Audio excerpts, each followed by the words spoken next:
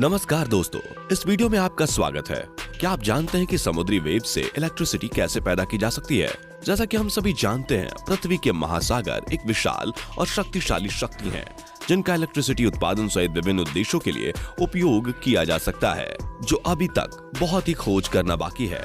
तो दोस्तों, आज हम इस वीडियो में बताएंगे कैसे समुद्र के वेव्स से इलेक्ट्रिसिटी पैदा की जाती है और थोड़ी डीप इंफॉर्मेशन देंगे टेक्निकल एस्पेक्ट्स और हमारे ग्रह के लिए इससे कई लाभों के बारे में। साथ ही में कुछ ऐसे बोनस पॉइंट बताने वाले हैं जो आपको हैरान कर देंगे। तो दोस्तों, इस वीडियो में हमारे साथ अंत तक बने रहिए।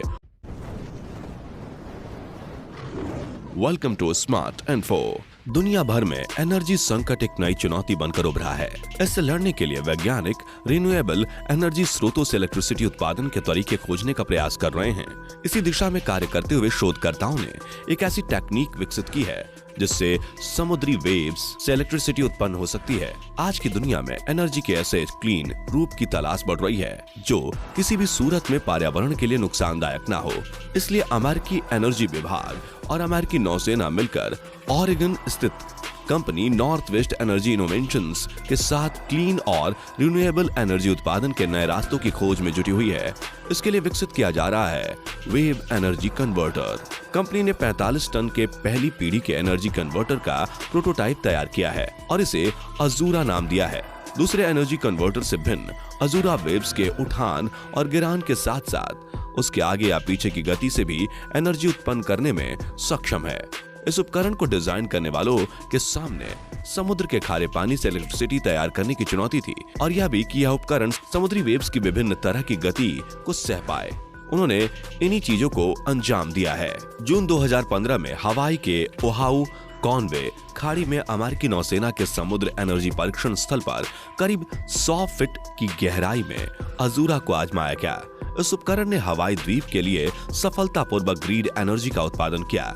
इस कामयाबी के चलते पहली बार अमेरिकी घरों में सागर की वेव्स से पैदा हुई इलेक्ट्रिसिटी पहुंच पाई। हालांकि इस प्रयोग में केवल 20 किलोवाट एनर्जी का उत्पादन ही कर पाया गया है, लेकिन अमेरिकी एनर्जी विभाग का कहना है कि इस तरह के अन्य उपकरणों से देश के तटीय शहरों में काफी ज्यादा क्लीन एनर्जी उपलब्ध कराई जा सकेगी। अजूरा को हवाई की विद्युत ग्रिड के साथ जोड़कर इलेक्ट्रिसिटी उत्पादन में लगाया गया है।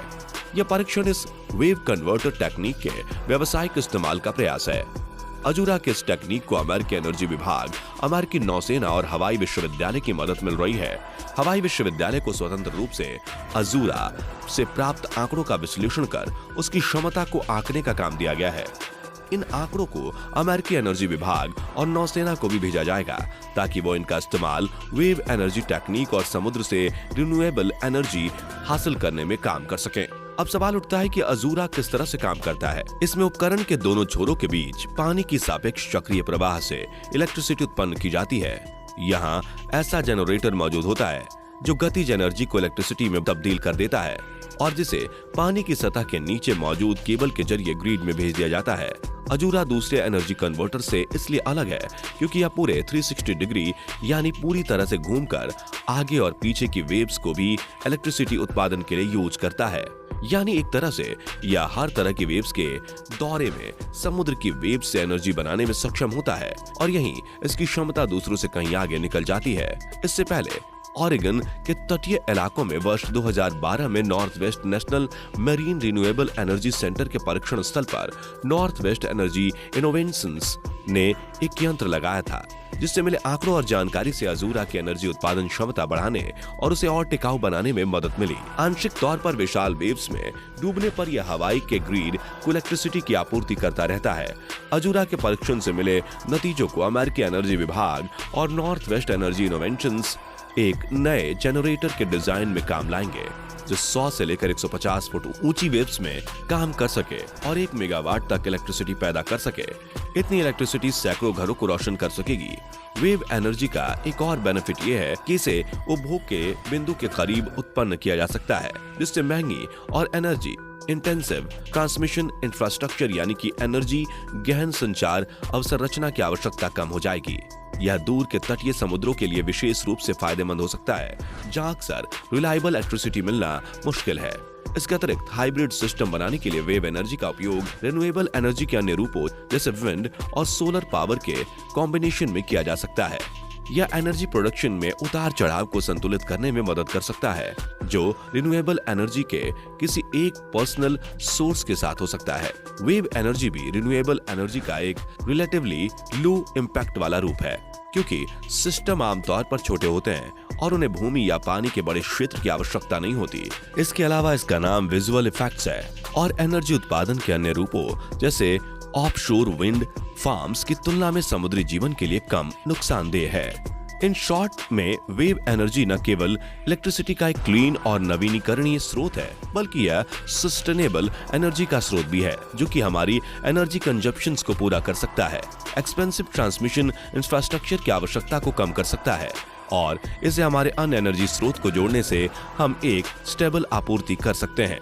बोनस पॉइंट, एक अन्य रिन्यूएबल एनर्जी सोर्स जो ध्यान आकर्षित कर रहा है वो है ओशियन थर्मल एनर्जी कन्वर्जन, यानी महासागर थर्मल एनर्जी रूपांतरण OTES सिस्टम। टरबाइन चलाने और इलेक्ट्रिसिटी उत्पन्न करने के लिए समुद्र के सतह के गर्म पानी और ठंडे गहरे पानी के बीच तापमान के अंतर का उपयोग करती है। इस टेक्निक में बड़ी मात्रा में क्लीन और रिन्यूएबल एनर्जी प्रदान करने की क्षमता है, क्योंकि समुद्र का तापमान साल भर रिलेटिवली स्थिर रहता है। OTEC प्रणालियों को 3 प्रकार से क्लासिफाइड किया जा सकता है: क्लोज्ड साइकिल, ओपन साइकिल और hybrid. Closed cycle system low boiling point के साथ काम करने वाले फ्यूल का उपयोग करती है, जैसे अमोनिया, जो गर्म सतह के पानी से गर्म होने पर वाष्पीकृत हो जाता है और इलेक्ट्रिसिटी उत्पन्न करने के लिए एक टरबाइन चलाता है। दूसरी ओर ओपन साइकिल सिस्टम समुद्र के पानी का उपयोग कार्यशील रूप में करता है, जो गर्म होने पर वाष्पीकृत हो जाता है और टरबाइन को चलाता है। हाइब्रिड क्लोज्ड साइकिल और ओपन साइकिल सिस्टम को जोड़ती है।